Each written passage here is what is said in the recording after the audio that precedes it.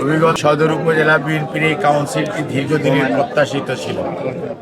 বিভিন্ন কারণে আমরা এটা যথাসময়ে করতে পারি না, কিন্তু আমাদের প্রত্যেকটা ইউনিয়নের আমাদের কাউন্সিল হয়ে গিয়েছিল।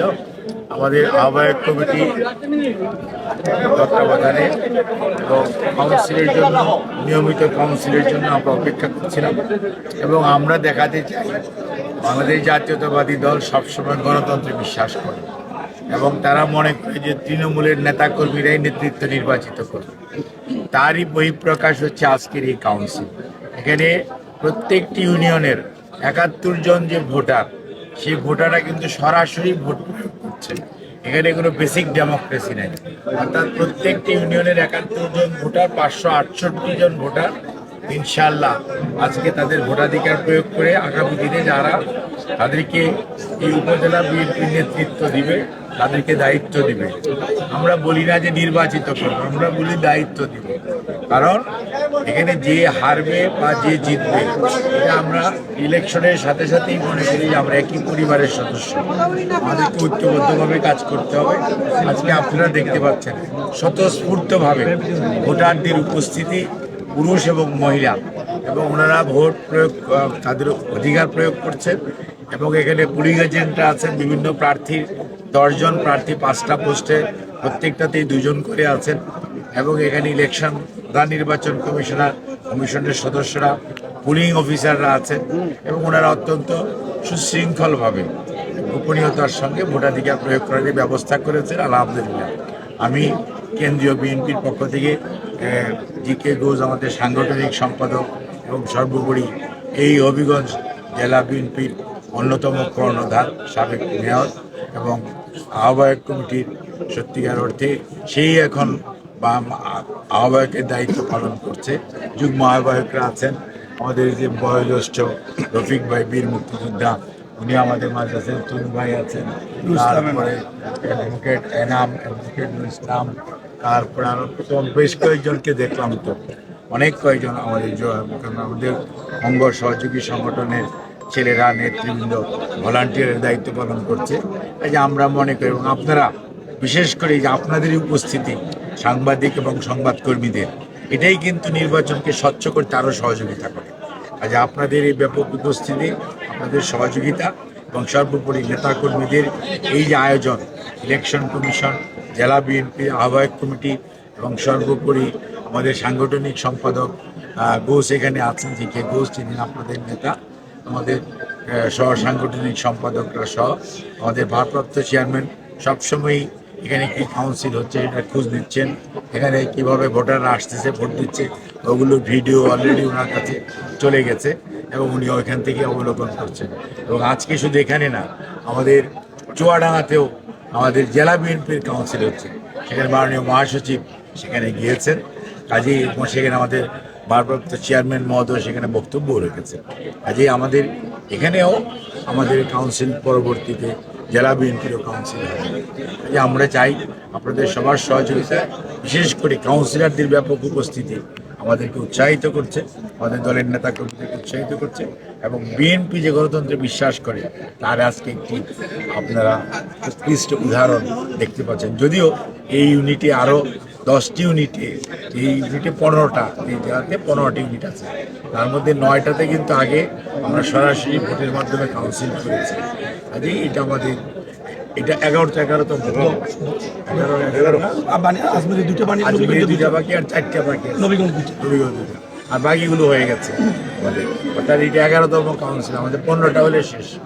কাজেই আমরা মনে করি যে এটা একটা ভালো এক্সারসাইজ হচ্ছে এবং এতে তৃণমূল তার নেতৃত্ব কাকে দায়িত্ব দিবে এটা সুযোগ পাবে এবং বিএনপি শক্তিশালী হবে।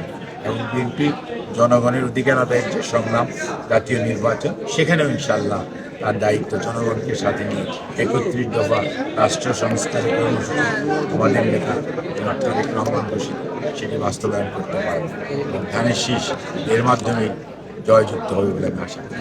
আচ্ছা, আরেকটা জিনিস হলো, নতুন নির্বাচন কমিশন গঠন হয়েছে এবং পুলিশ প্রধান নতুন নিয়োগ হয়েছেন, সেই ক্ষেত্রে আসলে দুজনের কাছে আপনার প্রত্যাশা কি? আমাদের প্রত্যাশা মানে কি, জনগণের প্রত্যাশা। এই দেশের মানুষ 2008-এর নির্বাচনে আসিফ নজরুল সাহেব বলেছে না, ওই নির্বাচনটাও নাকি ষড়যন্ত্রমূলক ছিল। 14 ছিল ভোটারবিহীন, 18 ছিল মানে নৈশ ভোটের নির্বাচন, আর 24 হয়েছে আমি আর ডেমির নির্বাচন। জনগণ আসল নির্বাচন চায়, যেখানে জনগণ তার ভোটাধিকার প্রয়োগ করতে পারবে। আমরা আশা করব প্রধান নির্বাচন কমিশনার এবং কমিশনের যারা সদস্য রয়েছেন তারা তাদের দায়িত্ব আজকে আগামীকাল ওথ নেওয়ার কথা, শপথ নেওয়ার কথা, নেওয়ার পরবর্তীতে নির্বাচনী পরিবেশ সৃষ্টির জন্য যা যা করা দরকার সেটুকু করে যত দ্রুত জনগণের অধিকার আদায়ের সুযোগ দিবে, জনগণের মালিকানা জনগণ যাতে ফেরত পায় সেই পরিবেশ সৃষ্টি করবে। তাহলে আমরা বুঝতে পারবো যে ওনারা কী ধরনের শক্তিশালী বা মেরুদণ্ড কতটুকু শক্ত, তখনই বুঝতে পারবো। অর্থাৎ এটা আমি বলি আর কি, বৃক্ষ তোমার নাম কি ফলে পরিচয়। নির্বাচন কমিশন কি করবে আগামী দিনই বলে দিবে, তাদের কার্যক্রমের উপর জনগণ সিদ্ধান্ত নেবে, তাদের ভবিষ্যৎ তাদেরকে মানুষ কতটুকু কি অবস্থায় রাখবে নির্ভর করবে। আমরা আশাবাদী ইনশাআল্লাহ তার অতীত থেকে শিক্ষা নিয়ে ভবিষ্যতে জনগণের পাশে থাকবে। আচ্ছা, আরেকটা বিষয় হচ্ছে নতুন ভোটার তালিকা প্রণয়ন হচ্ছে, নতুন নির্বাচন কমিশনার এসে নতুন ভোটার তালিকা, এই বিষয়ে আপনাদের প্রত্যাশা কতটুকু? মানে আগে তো জনগণের যত না জাতীয় নির্বাচন হচ্ছে, জাতীয় নির্বাচনের আগে সাধারণত ভোটার তালিকা আপডেটিং করা হয়।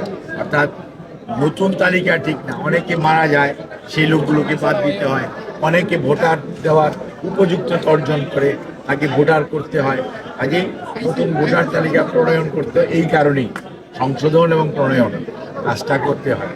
কাজেই সেটা আমরা আশা করব স্বচ্ছতার সঙ্গে হবে এবং যাতে করে কোনো অবস্থাতেই ভুয়া ভোটারও থাকবে না এবং একই জায়গায় 2-3 একটা মানুষ 2-3 জায়গায় ভোটার হওয়ার সুযোগ থাকবে না। এবং সেটা যদি এই যে পদ্ধতি অনুসরণ করা উচিত সেটি যদি ওনারা করে, সর্বোপরি ওনারা যদি নিরপেক্ষভাবে দায়িত্ব পালন করে, তাহলে সত্যিকার অর্থে অতীতে এই দেশের রেকর্ড আছে, নিরপেক্ষ নির্বাচন হয়েছে। যদি ওনারা চায় দেশের মানুষ সহযোগিতা করবে, বাংলাদেশ জাতীয়তাবাদী দল নিরপেক্ষ নির্বাচনের স্বার্থে যে কোনো সহযোগিতার জন্য প্রস্তুত আছে। আচ্ছা, আরেকটা বিষয়, শেষ একটা প্রশ্ন হচ্ছে আমার, আপনাদের বিএনপি চেয়ারপারসন বেগম খালেদা জিয়ার চিকিৎসক, আসলে তিনি এখন বর্তমানে কি অবস্থা আছেন, তার যে শারীরিক অবস্থা সেটি কেমন রয়েছে, বা গুরুতর কোনো অসুস্থতা আছেন কিনা এখন পর্যন্ত? আপনি যে প্রশ্ন করলেন, আপনার প্রশ্নের জন্য আমি খুব ধন্যবাদ আপনাকে দিতে পারছি না। তার কারণ হচ্ছে আপনি বলেছেন গুরুতর কোনো অসুস্থতা। আমি ঠিক বুঝি না, একজন মানুষের হার্টে যদি ব্লক থাকে ওটা গুরুতর কিনা, ওনার কিডনির যদি সমস্যা থাকে সেটা গুরুতর কিনা, লিভারে যদি ক্রনিক লিভার ডিজিজ থাকে এটা গুরুতর কিনা। কাজে আপনি একজন সাংবাদিক হিসেবে যে প্রশ্ন করেছেন, আমি এটা ঠিক আমার মনে হয় যে আপনি হয়তো সাংবাদিক হিসেবে বলেছেন, বা চিকিৎসক হিসাবে আপনার এই প্রশ্ন আমার কাছে খুব অবান্তর মনে হয়েছে। তারপর আপনার জন্য বলি, উনি 472 দিন এবার কেয়ার হসপিটালে ভর্তি ছিলেন, ফর ইউর কাইন্ড ইনফরমেশন। এবং উনি কতটুকু অসুস্থ, আপনি গত 21 তারিখে ওনাকে যেভাবে উনি সেনাবাহিনী দিবসে উপস্থিত হয়েছেন তাতেই বুঝতে পেরেছেন যে খালেদা জিয়া 2018 ফেব্রুয়ারি মাসে হেঁটে হেঁটে গিয়েছিলেন কোর্টে এবং ওখান থেকে গ্রেফতার করা হয়েছিল। সেই খালেদা জিয়া আজকে কোন অবস্থায় আছে, ওই যাদের একটু সাধারণ জ্ঞান আছে তারা যদি দেখে তাহলেই বুঝতে পারবে ওনার শারীরিক অবস্থা কোন পর্যায়ে আছে। ইনশাল্লাহ দ্রুততম সময়ের মধ্যেই ওনাকে দেশের বাইরে সুচিকিৎসার জন্য নিয়ে যাওয়া হবে।